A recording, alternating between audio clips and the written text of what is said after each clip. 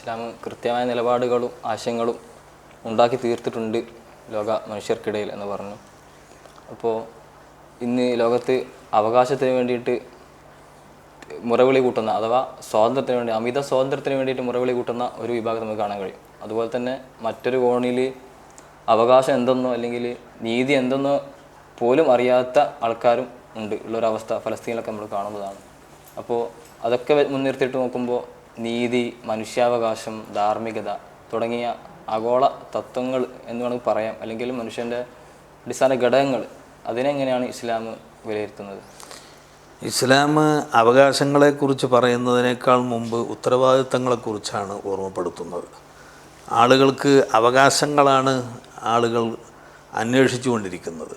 പക്ഷേ സമൂഹത്തോടും സമുദായത്തോടും നാടിനോടും രാജ്യത്തോടുമൊക്കെയുള്ള ഉത്തരവാദിത്തം ഓരോരുത്തരും കാര്യമായി തന്നെ മനസ്സിലാക്കുകയും അത് നിർവഹിക്കുകയും ചെയ്യുമ്പോൾ അവകാശങ്ങൾ, ഓരോരുത്തർക്കുമുള്ള അവകാശങ്ങൾ അവർക്ക് അതിൻ്റേതായ രൂപത്തിൽ ലഭിക്കും.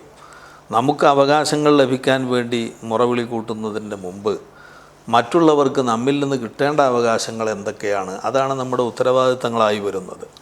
പ്രകൃതിയോടും മനുഷ്യരോടും ഏത് വിഭാഗത്തോടും നമ്മുടെ ഉത്തരവാദിത്തങ്ങൾ എന്താണ് എന്ന ഉത്തരവാദിത്ത ബോധത്തിലേക്ക് മനുഷ്യരെ നാം ഉണർത്തിക്കൊണ്ടുവരലാണ് അവകാശങ്ങൾ ലഭിക്കുന്നതിനുള്ള അടിസ്ഥാനപരമായ കാര്യങ്ങൾ. ഫലസ്തീൻ പോലെയുള്ള വളരെ അടിച്ചമർത്തപ്പെടുന്ന, നിഷ്ഠൂരമായി കുഞ്ഞുമക്കളെ ബോംബിങ്ങിന് ഇരയാക്കുന്ന ഈ സാഹചര്യത്തിൽ ലോക മനസാക്ഷി മരവിച്ച് നിൽക്കുകയാണ്. അവിടെ ലോകശക്തികൾ ഇല്ലാത്തത് കൊണ്ടല്ല, അവരെ മൂക്ക് കയറിടാൻ പറ്റുന്നവർ ഇല്ലാത്തത് കൊണ്ടല്ല, പക്ഷേ മനുഷ്യത്വവും ആർദ്രതയും സ്നേഹവും മറ്റുള്ളവരോടുള്ള ദീനാനുകമ്പയും അത് ഭരണാധികാരികളുടെ മനസ്സിൽ നിന്ന് നഷ്ടപ്പെടുമ്പോൾ പാവപ്പെട്ട ആളുകൾ അക്രമത്തിനും പീഡനത്തിനും വംശഹത്യക്കും ഇരയാകുന്നത് അത് എക്കാലത്തും ഉള്ള അപജയങ്ങളാണ്. അവിടെ വേണ്ടത് ഭരണാധികാരികളെ, ഇപ്പോൾ ഒക്കെ തിരഞ്ഞെടുക്കപ്പെടുന്നതാണല്ലോ ഭരണാധികാരികളെ തിരഞ്ഞെടുക്കുന്ന സമയത്ത് അവരിൽ ഏറ്റവും കൂടുതൽ ജനങ്ങൾ ശ്രദ്ധിക്കേണ്ടതും അവരിലുള്ള ക്വാളിറ്റി എന്താണ് എന്ന് മനസ്സിലാക്കിയിട്ട് അവരെ തിരഞ്ഞെടുക്കുക എന്നതാണ് അതിൽ ചെയ്യാനുള്ള ഒരു മാർഗം. മനുഷ്യത്വമുള്ളവരെ, സ്നേഹമുള്ളവരെ, മനുഷ്യരുടെ അവകാശങ്ങളെക്കുറിച്ച് ബോധമുള്ളവരെ ഭരണാധികാരികളാക്കുമ്പോൾ ആ ഭരണീയർ അവരുടെ കീഴിൽ ഒരു സുഖ ജീവിതം, സമാധാന ജീവിതം അവർക്ക് നയിക്കാൻ കഴിയും. ബിസിനസ്സോ സമ്പത്തോ സ്വാധീനമോ അങ്ങനെയുള്ളതെങ്കിലും എന്തെങ്കിലും ലാക്കാക്കി, രാഷ്ട്രീയ ശക്തിയോ ഒക്കെ ലാക്കാക്കി ആളുകളുടെ ക്വാളിറ്റി, ഭരണാധികാരികൾക്ക് ക്വാളിറ്റി ഇല്ലാതെ മറ്റ് സ്വാധീനങ്ങളുടെ പേരിൽ അവരെ എലക്ട് ചെയ്യപ്പെടുമ്പോൾ അവർക്ക് ഈ അവരുടെ പ്രജകളോടുള്ള പ്രതിബദ്ധതയോ ബാധ്യതയോ കടമയോ അവരുടെ മനസ്സിൽ ഉണ്ടാവില്ല. അവർക്ക് അവരുടേതായ മേച്ചിൽപ്പുറങ്ങളുണ്ടാകും, അതിനുള്ള നിയമങ്ങളുണ്ടാക്കും. ആ നിയമങ്ങൾക്ക് പറ്റാത്ത ആളുകളെ, അതിൽ മറ്റുള്ള ആളുകളെ വിധേയപ്പെടുത്താനുള്ള മുഷ്കും കയ്യൂക്കുമെല്ലാം അവർ ചെലവാക്കുന്നതാണ് ലോകത്ത് നാം ഇന്ന് കണ്ടുകൊണ്ടിരിക്കുന്ന ഈ അപജയങ്ങളുടെ പ്രധാനപ്പെട്ട കാരണങ്ങൾ. അതിന് ലോകത്തെ എല്ലാം ഈ മനുഷ്യത്വത്തിലേക്കും നന്മയുടെയും സ്നേഹത്തിൻ്റെയും സമാധാനത്തിൻ്റെയും ചേർത്തുപിടിക്കലിൻ്റെയും ആശയങ്ങളിലേക്ക് വളരെ ശക്തമായ പ്രചാരണങ്ങളിലൂടെ അവരെ ഉയർത്തിക്കൊണ്ട് വരുമ്പോൾ നമുക്ക് ഇതിന് ചെറിയ പരിഹാരങ്ങളൊക്കെ ഉണ്ടാക്കാൻ സാധിക്കും. സർവോപരി ദയാലുവായ അള്ളാഹുവിനോട് ഈ വിഷയത്തിന് അള്ളാഹുവിനോട് പ്രാർത്ഥിക്കുകയും നന്മയും സമാധാനവും ശാന്തിയും ലോകജനതയ്ക്ക് ഉണ്ടാകാൻ ആവശ്യമായി ആത്മാർത്ഥമായി പ്രാർത്ഥിക്കുകയും ചെയ്യുക എന്നത് ഒരു വിശ്വാസി എന്ന നിലക്ക് നമുക്ക് ചെയ്യാനുള്ള പ്രധാനപ്പെട്ട ഒരു കടമയും കൂടിയാണ്. ആദ്യം പറഞ്ഞു ഈ നമ്മുടെ സമ്പ്രദായത്തെപ്പറ്റി, അറിവിൻ്റെ സമ്പ്രദായത്തെപ്പറ്റി പറഞ്ഞിരുന്നു ദർസ്. അപ്പോൾ ഇന്നിപ്പോൾ നമുക്കൊരു വിർച്വൽ പ്ലാറ്റ്ഫോം, അതുപോലെ തന്നെ ഓൺലൈൻ ഡിജിറ്റൽ ക്ലാസ്സുകളൊക്കെയാണ് ഇന്നത്തെ ഒരു പഠനത്തിൻ്റെ രീതി എന്ന് പറയുന്നത്. അതിലേക്ക് മാറിയിട്ടുണ്ട് കൊറോണയ്ക്ക് ശേഷം. അപ്പോൾ ഗുരുവിൽ നിന്ന് തന്നെ നേരിട്ട് പഠിക്കണം എന്നുണ്ടോ? അറിവ് ഗുരുവിൽ നിന്ന് നേരിട്ട് സന്നിധാനത്ത് നിന്ന് പഠിക്കണം എന്നുണ്ടോ? അല്ലെങ്കിൽ ഇങ്ങനെ പഠിക്കുമ്പോൾ നമ്മുടെ അറിവിൻ്റെ മൂല്യം യഥാർത്ഥത്തിൽ നഷ്ടപ്പെടുന്നുണ്ടോ?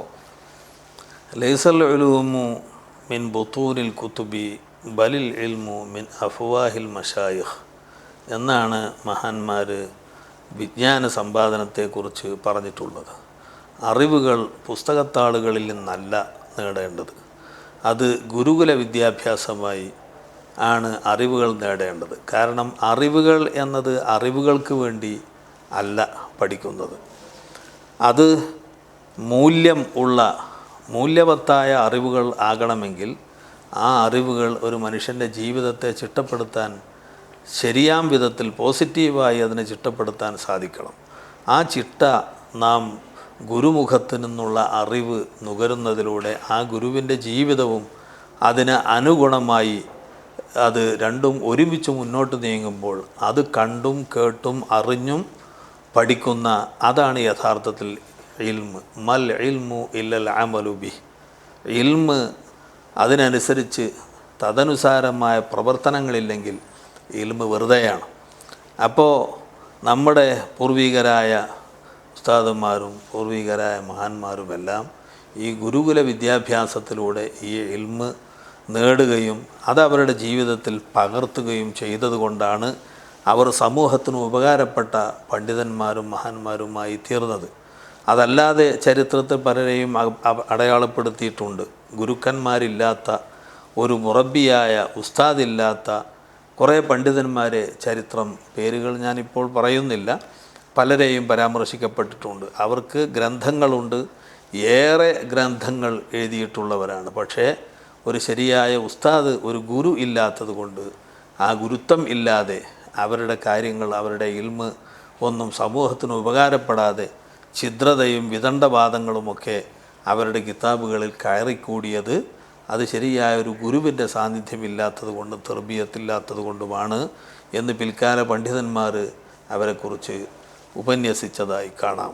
അപ്പോൾ ഓൺലൈൻ വിദ്യാഭ്യാസവും മറ്റ് പ്ലാറ്റ്ഫോമുകളും ഒക്കെ നമ്മുടെ വിജ്ഞാന വർധനവിന് ഉപകരിക്കുമെങ്കിലും നാം മോറലായുള്ള വിദ്യാഭ്യാസം അത് ധാർമ്മികമായി വിദ്യാർത്ഥിക്ക് ലഭിക്കണമെങ്കിൽ അത് ഗുരുമുഖത്ത് നിന്ന് തന്നെ കിട്ടുകയും ആ ഗുരു മാതൃകായോഗ്യനാവുകയും അവരുടെ ജീവിതത്തിൽ അതെങ്ങനെയാണ് അദ്ദേഹം ആ ഇൽമ് തൻ്റെ ജീവിതവുമായി എങ്ങനെയാണ് മിങ്കിൾ ചെയ്യുന്നത് എന്ന് ശരിക്കും കണ്ടും കേട്ടും അറിഞ്ഞും ഈ വിദ്യാർത്ഥി ജീവിതത്തിൽ പകർത്തുമ്പോഴാണ് അവൻ ശരിയായ ഒരു പണ്ഡിതനായി മാറുന്നത്. നമ്മുടെ ഉസ്താദുമാരെല്ലാം അവരുടെ ജീവിതം അങ്ങനെയാണ് ചിട്ടപ്പെടുത്തിയത്. അവരുടെ ഉസ്താദുമാർ അവരുടെ കൂടെ തന്നെ ഉണ്ടാകും.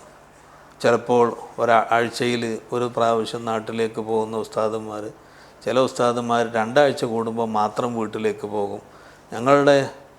ഞങ്ങൾ ഓതിയുന്ന സമയത്ത് ഷെയ്ഖുന കണ്ടത്താണിയിൽ ഒക്കെ ദർസ് നടത്തിയിരുന്ന സമയത്ത് 2 ആഴ്ച കൂടുമ്പോൾ മാത്രമാണ് 10 കിലോമീറ്റർ മാത്രം ദൂരമുള്ള വീട്ടിലേക്ക് പോയിരുന്നത്. അതിൽ ഒരു വെള്ളിയാഴ്ച അവിടെ തന്നെ ഉണ്ടാകും, 2ാം വെള്ളിയാഴ്ചയെ പോവുള്ളൂ.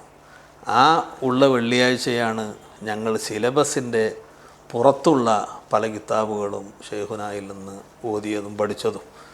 ഈ അറൂൽ ഖവാഫി പോലുള്ള കവിതകളുടെ നിയമങ്ങളൊക്കെ പറയുന്ന കിതാബുകൾ, അതുപോലെ പല കിതാബുകളും ഈ വെള്ളിയാഴ്ച അസറിന് ശേഷം, ജുമാൻ്റെ മുമ്പ് പിന്നെ മറ്റ് ഇബാദാത്തുമായി ഏർപ്പെടേണ്ട സമയമാണല്ലോ. വെള്ളിയാഴ്ച അസറിന് ശേഷമാണ് ഞങ്ങളിങ്ങനെയുള്ള കിതാബുകളൊക്കെ ഖാരിജിയായ കിതാബുകളാണ് അന്ന് പറയാറുള്ളത്, സിലബസിൽ ഇല്ലാത്ത. അതൊക്കെ ഷെയ്ഖുനായിൽ നിന്ന് പഠിച്ചത്. അപ്പോൾ ആ ഷെയ്ഖുനായുടെ മുഴുസമയ സാന്നിധ്യം വിദ്യാർത്ഥികൾക്ക് അത് തെല്ലൊന്നുമല്ല, വിദ്യാർത്ഥികളെ സ്ഫുടം ചെയ്തെടുക്കുന്നതും സ്വാധീനിക്കുന്നതും. ആ ഒരു സാന്നിധ്യം ഇന്ന് നാം ഓൺലൈനിലും മറ്റുമൊക്കെ ഈ അറിവ് സ്പ്രെഡാക്കുന്ന ഈ സാഹചര്യത്തിൽ അവർക്കൊരു ഗൈഡൻസ് കിട്ടാതെ പോകുന്നുണ്ട്. അറിവ് മാത്രം ഉണ്ടായതുകൊണ്ട് ഒരു വിദ്യാർത്ഥി സംസ്കൃത ചിത്തനാവുകയില്ല.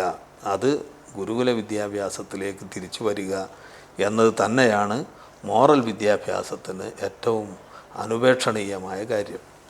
ചോദ്യങ്ങൾ ഇനിയും ഒരുപാടുണ്ട്. അവസാനമായി ഉസ്താദ് ഇപ്പോൾ വായിച്ചതൊക്കെ പറഞ്ഞു, ഉസ്താദിനെ ഏറ്റവും സ്വാധീനിച്ച ഒരു ഗ്രന്ഥം അതേതാണ്? അങ്ങനെ ഒരു പ്രത്യേക ഗ്രന്ഥം എന്നെടുത്ത് പറയുന്നതിനേക്കാൾ നല്ലത് ഷെയ്ഖുന ഞങ്ങളോട് പറയാറുണ്ടായിരുന്നു, നിങ്ങൾ മഹല്ലിയും ജംഉൽ ജവാമിയും ശരിക്കും ഓതിയാൽ. അത് രണ്ടും ഷാരിഹുൽ മുഹഖിഖ് എന്ന് അഷാരിഹുൽ മഹല്ലി ഇമാം ജലാലുദ്ദീൻ അൽ മഹല്ലിയാണല്ലോ.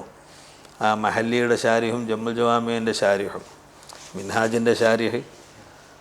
അപ്പോൾ ഷാരിഹുൽ മുഹഖിഖിൻ്റെ ഇബാറത്ത് എന്ന് പറയുന്നത് ഷെയ്ഖുനാക്ക് വളരെ രസമുള്ള ഇബാറത്താണ്. ആ ഇബാറത്തിൻ്റെ ഹല്ല്, ഓരോ കലിമത്തിൻ്റെയും ഓരോ ഹറഫിൻ്റെയും ഓരോ പ്രയോഗത്തിൻ്റെയും പ്രത്യേക ഫവായിദ് അത് മനസ്സിലാക്കി തരിക വിദ്യാർത്ഥികൾക്ക് എന്നത് ഷെയ്ഖുനാക്ക് വളരെ ആവേശമുള്ള കാര്യമാണ്. എന്നിട്ട് പറയാറുണ്ട്, മഹല്ലിയും ജംഉം ശരിക്കും ഓതിയാൽ പിന്നെ അറബി ഭാഷയിൽ രചിക്കപ്പെട്ട ഒരു കിതാബുകൾക്കും നിങ്ങൾക്ക് പ്രയാസമുണ്ടാകില്ല. അത് ഷാരിഹുൽ മുഹഖിഖ് എന്ന് പറഞ്ഞിട്ടേ ഷെയ്ഖുന അത് പറയാറുള്ളൂ ഷാരിഹിനെക്കുറിച്ച്. അപ്പോൾ ആ നിലക്ക് ഷെയ്ഖുനാൻ്റെ അടുത്ത് നമ്മൾ ഓതിയപ്പോൾ മഹല്ലിയും ജമ്മൊക്കെ ഓതുന്നത് നമുക്ക് വളരെ രസാവഹമായ ഒരു പഠനാനുഭവമായാണ് അനുഭവപ്പെട്ടത്. അതിൻ്റെ ഏറ്റവും ചെറിയ ഇഷാറാത്ത് പോലും, ചെറിയ ഒരു ഹർഫ് അവിടെ ഉപയോഗിച്ചതിനെക്കുറിച്ച് പോലും ഷെയ്ഖുന വിശദമായി പറഞ്ഞു തരുമ്പോൾ അത് നമ്മളെ വളരെയധികം സ്വാധീനിച്ച ഗ്രന്ഥങ്ങളായി ഈ അറബി ഭാഷയെക്കുറിച്ചുള്ള നമുക്ക് നമ്മുടെ ചെറിയ പരിചയത്തിന് ഈ മഹല്ലിയും ജംഉം ഷെയ്ഖുനാൻ്റെ അടുത്തുനിന്ന് ഓതുക എന്നത് നിമിത്തമായിട്ടുണ്ട് എന്നാണ് ഞാൻ മനസ്സിലാക്കുന്നത്. വിധങ്ങളെ പറ്റിയിട്ട് ഉസ്താദിനെ ഏറ്റവും കൂടുതൽ സ്വാധീനിച്ചൊരു പുസ്തകം ഉണ്ടാവുമല്ലോ. ഇപ്പോൾ കൂടുതൽ ഇനിയും നോക്കണം, വായിക്കണം എന്ന് വിചാരിച്ചൊരു ബുക്ക്, അതുപോലെ തന്നെ വിദ്യാർത്ഥികളെല്ലാം നിർബന്ധമായിട്ടും വായിച്ചിരിക്കണം എന്ന് നബിതങ്ങളെ പറ്റിയുള്ള ഒരു പുസ്തകം.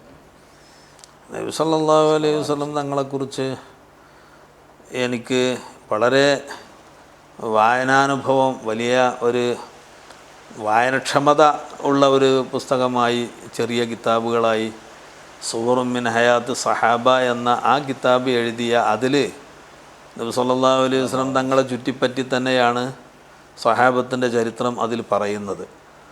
അപ്പോൾ അത് വളരെ നല്ല ഒരു വായനക്ഷമതയുള്ള ഒരു കിതാബ്. അദ്ദേഹത്തിൻ്റെ തന്നെ സൂറും മിൻ ഹയാത്ത് താബിഈൻ കാണാം. നബി സല്ലല്ലാഹു അലൈഹി വസല്ലം തങ്ങളെക്കുറിച്ച് വളരെ വിശദമായി ധാരാളം കിതാബുകൾ നമുക്ക് ഉള്ള കൂട്ടത്തിൽ അവിടുത്തെ ജീവിതം നമുക്ക് ശരിക്കും ഒന്ന് ആസ്വദിച്ച് വായിക്കാൻ ശമാഇലു തുർമുദി പോലെയുള്ള കിതാബുകളൊക്കെ നമുക്ക് അന്ന് നമ്മൾ ഷെയ്ഖുനാൻ്റെ അടുത്തുനിന്ന് ഓതിയ കിതാബുകളിൽ പെട്ടതാണ്, പൂർണ്ണമായ അല്ലെങ്കിലും.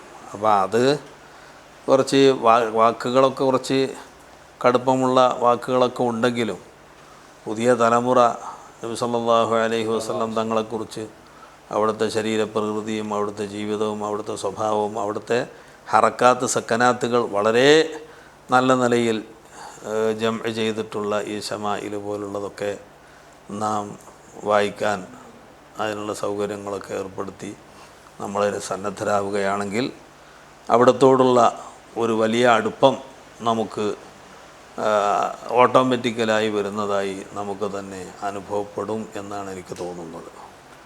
ഇവിടെ തൽക്കാലം നിർത്തുകയാണ്. പരിശുദ്ധ ഇസ്ലാം സമാധാനത്തിൻ്റെയും ശാന്തിയുടെയും മതമാണ്. അത് ജനങ്ങളിലേക്ക്, സാധാരണക്കാരിലേക്ക് ഉലമാ ആണ് കൈമാറ്റം ചെയ്തത്. വളരെ കൃത്യമായി ആ ഇസ്ലാമിൻ്റെ ആശയവും നിലപാടും ചോരാതെ അത് കൃത്യമായി രേഖപ്പെടുത്തി തന്നിട്ടുണ്ട്, കൈമാറി തന്നിട്ടുണ്ട്. അത് ഉസ്താദിൻ്റെ തന്നെ അനുഭവത്തിലൂടെ, ആ ദർസ് ജീവിതത്തിൻ്റെ വിവിധ ഘട്ടങ്ങളിലൂടെ ഉസ്താദ് ചെറിയ സമയം കൊണ്ട് നമുക്ക് പറഞ്ഞു തന്നു. ഉസ്താദിന് അള്ളാഹു ആഫിയത്തുള്ള ദീർഘായുസ് ഏറ്റി നൽകുമാറാകട്ടെ. തുറാസിൻ്റെ ഉസ്താദ് ഇവിടെ സമയം ചെലവഴിച്ചു തുറാസിന് വേണ്ടി. അതിന് സംഘടനയുടെ എല്ലാവിധ നന്ദിയും സന്തോഷങ്ങളും അറിയിക്കുകയാണ്. അസ്സലാമു അലൈക്കും വറഹ്മത്തുള്ളാഹി വബറകാതുഹു.